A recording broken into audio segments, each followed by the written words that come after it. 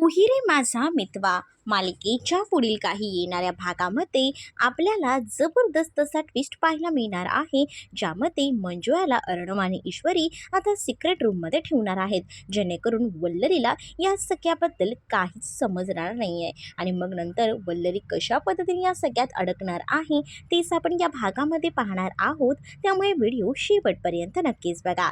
चला तर मग वेळ न घालवता आपल्या भागाला सुरुवात करूया. सगळ्यात आधी आपण पाहतो की अर्णव जो आहे तो आता तिच्या वडिलांकडे गेलेला असतो, जिथे आता त्या मुलीचेच म्हणजे मंजुळाचे वडील असतात. आणि त्या मंजुळाच्या वडिलांना आता कळलेलं असतं की काही झालं तरी मंजुळा आता गुंडांच्या तावडीत आहे, त्यामुळे तिची सुटका होणं शक्य नाही. आणि म्हणूनच तिचे वडील गयावया करून अर्णवकडे आता विनवणी करत असतात आणि म्हणत असतात की प्लीज काही करा, पण माझ्या मंजुळाला या सगळ्यातून बाहेर काढा, असं देखील आता ते सांगत असतात. आणि जेव्हा या सगळ्या काही गोष्टी ते सांगतात ना, तेव्हा अर्णव त्यांना धीर देतो आणि अर्णव त्यांना म्हणत असतो की तुम्ही जराही काळजी करू नका, मी आहे ना, मी मंजुळाला सोडून आणतो.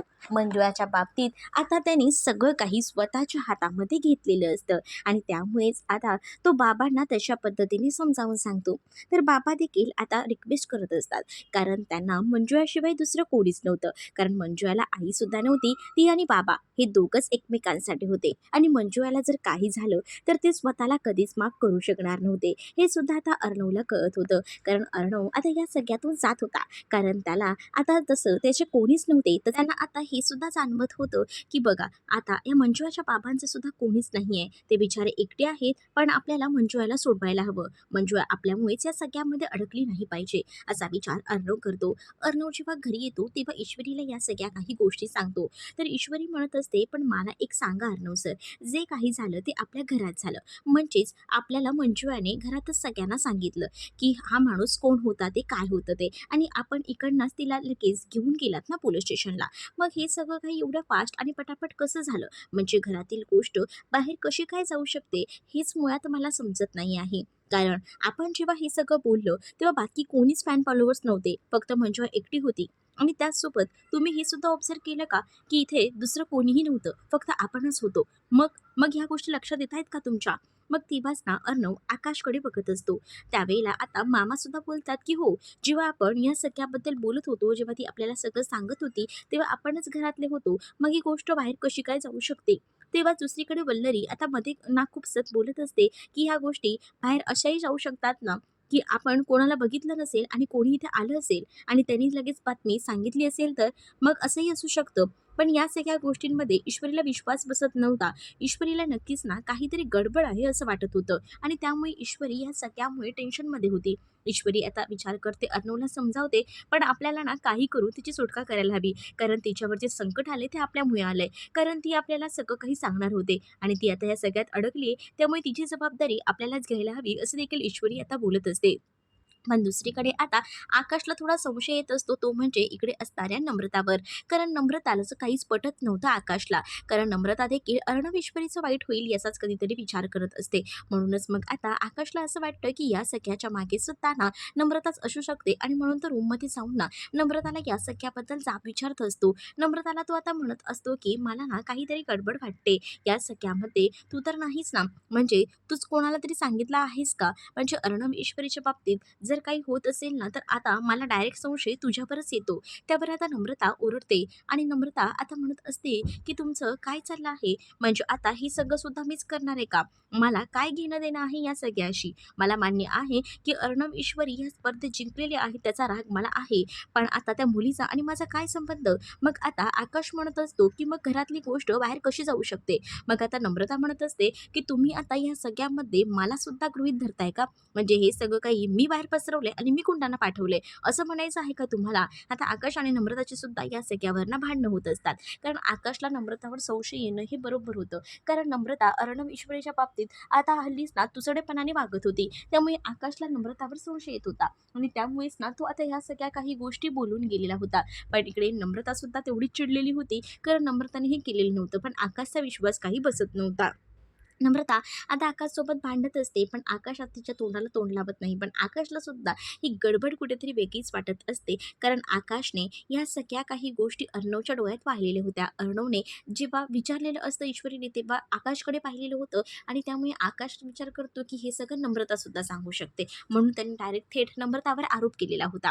पण नम्रता आता बोलत होती, की मी काही केलेलं नाहीये. त्यामुळे आकाश शांत बसतो. पण इकडे नम्रताचं तोंड मात्र फडफड वाजत असतं. कारण आता तिने जर काही केलं नाहीये, तर तिने ऐकून का घ्यायचं असं असतं. म्हणूनच ती आता बोलत असते आणि बरं आकाशला टोमणेसुद्धा मारत असते. ती आकाशला म्हणत असते, की "तुम्हाला कळतंय का? तुम्ही काय करताय ते? त्या जिजूंच्या आणि त्याचसोबत ईश्वरीच्या नादाला लागून ना तुम्ही माझ्यावर सुद्धा विश्वास ठेवायचं बंद केलंय. अहो, मी तुमची लग्नाची बायको आहे. तुम्हाला काही कळतंय का? तुम्ही थेट माझ्यावर आरोप करताय ते." असंही आता ती बोलत असते. त्यावर तो म्हणत असतो, की "मला सगळं कळतंय आणि म्हणूनच मी तुला चांगल्या भाषेत सांगतोय. मला ना माझी आधीची नम्रता हवी आहे. कारण माझी आधीची नम्रता ना खूप चांगली होती आणि ती आता मला कुठेतरी दिसत नाही आणि त्यामुळेच मी तुझ्यावर असा संशय घेतोय." असंही आता तो म्हणू लागतो. आणि तेव्हाच ना ती आता त्याला सांगत असते, की "तुम्हाला काय समजायचंय ते समजा, पण मला या सगळ्या काही गोष्टी बरोबर कळतात. मी काय केलेलं आहे आणि काय नाही ते." दुसरीकडे वल्लरी जी आहे ती मात्र आता उदयकांतला फोन करते आणि उदयकांतला म्हणते, की "त्या मंजुळाचं काय केलंय? आता तिला मारून टाकू नकोस, नाहीतर त्याचे आरोपसुद्धा आपल्यावरच येतील. तिला फक्त काही दिवस ना बंद खोलीत बांधून ठेव. असंच काहीतरी कर." उदयकांत म्हणत असतो, "पण जर ती बाहेर पडली, वाचली, तर मग काय करायचं? अरे, ती तर आपलं नाव सांगून टाकेल, की हे सगळं मी केलंय. मग मी फसणार नाही का? त्यापेक्षा ना तिला संपवूया." पण तेव्हाच ना इथे वल्लरी म्हणते, की आधीच एका खुनाचे आरोप लागलेले आहेत आणि ते खुनाचा आरोप लपवण्यासाठी आपण आता ह्या सगळ्या काही गोष्टी करायच्या आहेत का? असंही आता म्हटलं जात असतं. आणि जेव्हा या सगळ्या काही गोष्टी बोलल्या जातात, तेव्हा मात्र उदयकांत म्हणतो, की "ठीक आहेस, तू बोलतेस म्हणून ठीक आहे. आपण आता शांत बसूया. पण तिला तर आता चांगलंच आपल्या निगराणीखाली ठेवावं लागेल." असंही आता इकडे उदयकांत बोलत असतो. उदयकांतला वल्लरी बोलते, की "ते सगळं काय करायचंय ना ते तू कर. मला त्याच्याबद्दल काही सांगू नकोस. कळलंय ना? मी ह्यामध्ये लक्षसुद्धा घालणार नाहीये." असंही आता ती बोलत असते. आणि जेव्हा ती ह्या सगळ्या काही गोष्टी बोलते, तेव्हा ती उदयकांतवर भडकलेली असते. कारण तिला ना खूप जास्त राग येत असतो, संताप होत असतो. काय करावं ना काही सुचत नसतं, सुधरत नसतं. कारण सगळीकडनं कोंडी झाली आहे हे तर तिला दिसत असतं. कारण हा उदयकांत आता काही ना काही करून काहीतरी कारनामे करेल. पण या सगळ्यात आपणही फसलो ना तर पाराच्या भावात जाऊ ही भीती कुठेतरी तिला असते आणि त्यामुळेच ना ती खूप जास्त घाबरलेली असते. उदयकांतला आता ती सरळ आपल्यापासून लांब करायचा प्रयत्न करत असते. ती त्याला सरळ सांगते, की "तुला जे काही करायचं ते कर, पण मला कॉन्टॅक्ट करायचं सोडून दे." असंही तिचं आता म्हणणं असतं. पण उदयकांत थोडी ना तिला आता सहजासहजी सोडणार आहे. उदयकांत तिला सरळ म्हणतो, की "नाही हां, काही झालं तरीसुद्धा तुझ्यामुळे मी हे सगळं केलेलं आहे. नाहीतर तूच अडकली असतीस आणि म्हणून मी हे सगळं केलंय. त्यामुळे मी तुला फोन करायचं सोडणार नाहीये. मी जिथे अडकेन ना तिथे तुलाही अडकवेन." असं देखील आता त्याने सांगितलेलं असतं. तेच दुसरीकडे आता अर्णव ईश्वरी रूममध्ये बोलत असतात. तेच ईश्वरी अर्णवला बोलत असते, की आता काय करायचं आहे? त्या मुलीलाच म्हणजे मंजुळाला कसं शोधायचं आहे? मग तेवढ्यातच ना आता ते दोघंही जण बोलत असतात. कारण त्यांना ना मंजुळाची काळजी असते. तर इकडे मंजुळाला त्या लोकांनी बांधून ठेवलेलं असतं. तर मंजुळा मात्र त्यांना सांगत असते, की "तुम्ही मला कुणाच्या सांगण्यावरनं इथे ठेवले? प्लीज मला सोडा. आत्ताच्या आत्ता मला सोडा." असं करून देखील आता सांगितलं जातं. पण तरीसुद्धा ना आता ती गुंड जे आहेत ते मात्र तिला एकदा वेगळ्याच नजरेनं बघत असतात आणि ते सोडायला तयार नसतात.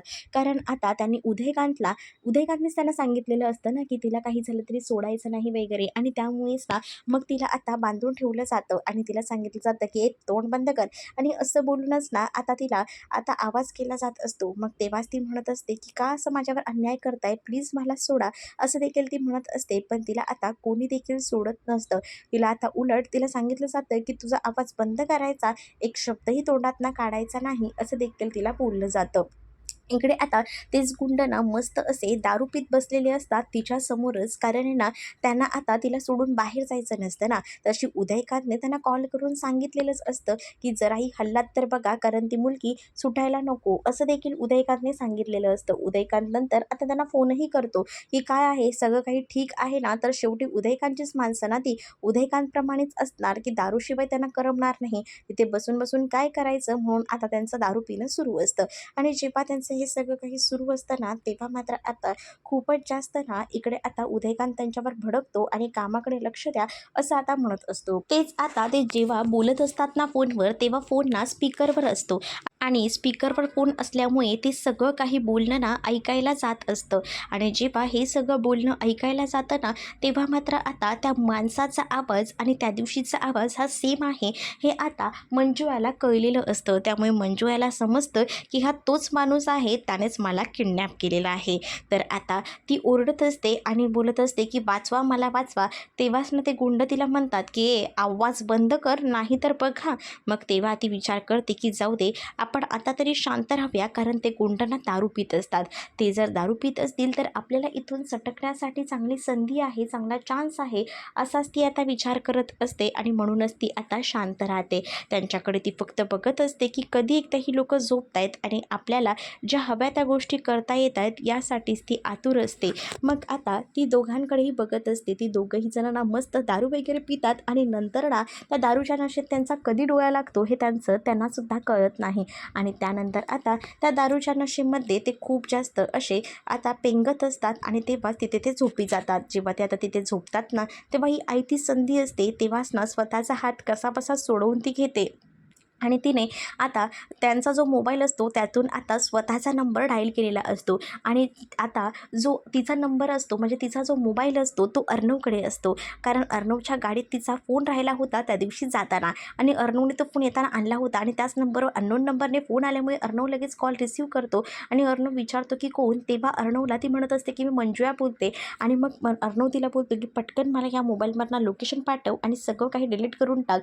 मग आता ती स्वतःच्याच नंबरला लोकेशन वगैरे पाठवते. अर्णव ईश्वरीला लोकेशन सापडतं आणि मग आता ती पुन्हा एकदा तशीच बसून राहते, कारण तिला अर्णव ईश्वरीवर पूर्ण कॉन्फिडन्स होता की आपल्याला ही लोकं सोडवायला येतील. ईश्वरी अर्णवला सांगते की यावेळेला तुम्हाला मी एकट्याला पाठवणार नाही आहे, मी सुद्धा तुमच्यासोबत येणार आहे, असंही आता ती सांगत असते. आणि मग दोघंही जण पटकन तिकडनं जायला निघतात, कारण मंजू याला सोडवणं गरजेचं होतं. एवढा वेळ आपल्याला लोकेशन माहीत नव्हतं, पण आता आपल्याला लोकेशनसुद्धा कळलं आहे. सो आपण पटकन त्या लोकेशनला पोचव्या असंही आता ठरलेलं असतं आणि म्हणूनच मग आता त्या लोकेशनला जाण्यासाठी दोघंही जण तयार असतात. तिकडे आता हळूच जाऊन पाहतात तर तिथे ना ते गुंड दारू पिऊन पडलेले असतात.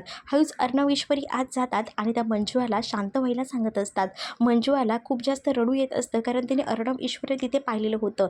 मग एखाद्या वेळेला ही लोक आपल्याला सोडवायला आली तेव्हा जो आनंद होतो ना तो खूप जास्त असतो आणि तिला असं वाटत असतं की चला फायनली आपली इथून सुटका होते. अर्णवने आधी ना शिर्केनं सुद्धा फोन केलेला होता, कारण पोलीसही तिथे हवे होते, म्हणून त्याने ती ॲडजस्टमेंटसुद्धा केलेली होती की जर पोलिसांनी काही तांडव केला तर आपल्याला सोडवताना प्रॉब्लेम यायला नको, म्हणून तीसुद्धा सोय ना अर्णवने आधीच कॉल करून केलेली होती. म्हणून आता जेव्हा अर्णव तिला सोडवायला आणि ईश्वरी दोघंही जण पोचलेले होते तेव्हा आता कशीबशी सुटका केलेली होती आणि जेव्हा या सगळ्यामध्ये जेव्हा सुटका केली जाते ना, तेव्हा मात्र आता ती थोडीशी जरा खुश असते. अर्णव ईश्वरी तिला सांगत असतात की तू आता शांत हो आणि असं बोलून तिला आता समजावत असतात.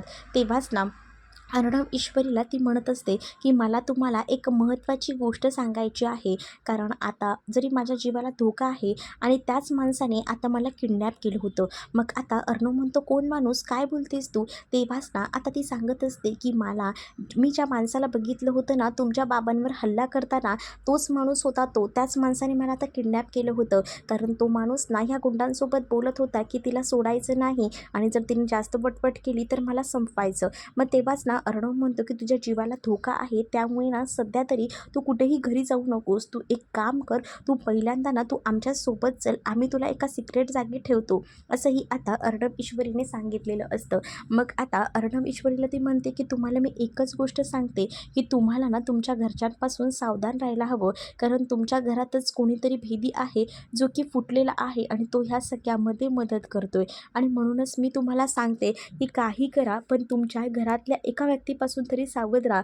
कोण आहे ती व्यक्ती मला खरंच माहीत नाही, पण तुम्हाला ना आता या सगळ्यातून सावरायला हवं आणि त्याचसाठी मी तुम्हाला सांगते की तुम्ही जरा जपून राहा, काही होऊ शकतं तुमच्याबाबतसुद्धा, असं देखील आता म्हटलेलं असतं. मग जेव्हा या सगळ्या गोष्टी अर्णव ईश्वरीला समजतात ना, तेव्हा अर्णव आणि ईश्वरी एकमेकांकडे पाहत असतात, कारण ईश्वरीला आधीच ना थोडाफार का होईना संशय वल्लरीवर येत होता, पण ती असं डायरेक्टच अर्णवला सांगू शकत नव्हती. त्यामुळेच ती आता शांत होती. पण इकडे आता अर्णव आणि ईश्वरी ठरवतात की आपण आहे ना लक्ष ठेवूया की घरात नेमकं कोण आहे ते. कारण पहिल्यांदा राकेश होता, पण राकेश तर आता आपल्या घरात राहत नाहीये. मग आपल्या घरात आहे कोण अशी व्यक्ती? त्यावर आता ईश्वरी अर्णवला सांगत असते की तुम्ही काळजी करू नका, या सगळ्यात मीही लक्ष ठेवते. पण आता आपल्यात सगळ्यात जास्त लक्ष जे आहे ते मात्र आता या मंजुळावर ठेवायचं आहे. कारण मंजुळाला आता सांगितलेलं असतं की तू इथून कुठेही हलायचं नाही. त्याचसोबत पोलिसांना सुद्धा तो आता इथेच अरेंज करणार असतो.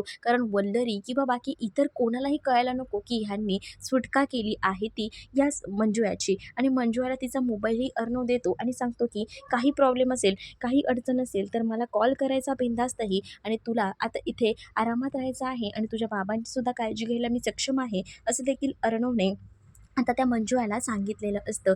आणि मग आता मंजुळाला तर अर्णव ईश्वरीने सेफ जागी ठेवलेलं असतं. पण ईश्वरीच्या डोक्यामध्ये सारखी वल्लरीच फिरत असते. पण ती अर्णवला या सगळ्याबद्दल बोलत नसते. कारण तिने आता वल्लरीला रात्रीच्या वेळेला सुद्धा काहीतरी संशयास्पद करताना पाहिलेलं होतं. आणि त्याचसोबत प्रत्येक वेळेला जे काही वल्लरीचं हळूहळू सुरू होतं, प्रत्येक वेळेला चक्कर येणं आणि ह्या सगळ्या गोष्टीसुद्धा ना कॉमन होत चाललेल्या होत्या. आणि त्यामुळेच ना खूप जास्त असा जो काही विश्वास न ठेवण्यासारखी जी गोष्ट होती ती म्हणजे वल्लरीवर. त्यामुळे आता ईश्वरीने टार्गेटच फिट केलेलं होतं की वल्लरीवर लक्ष ठेवायचं. कारण या आधीसुद्धा बाबांना काहीतरी सांगायचं होतं आणि जेव्हा वल्लरी आली होती तेव्हा बाबा शांत बसले होते. हा सगळा सीनसुद्धा ना आता बरोबर आठवू लागतो ईश्वरीला. आणि त्यामुळे ईश्वरी या सगळ्याप्रमाणे आता कामाला लागते. तर तुम्हाला हा भाग कसा वाटला हे कमेंटमध्ये मला नक्कीच सांगा. आणि अशाच नवनवीन भागांसाठी आपल्या चॅनलला सबस्क्राईब नक्कीच करा. चला तर मग भेटूया पुढच्या भागामध्ये.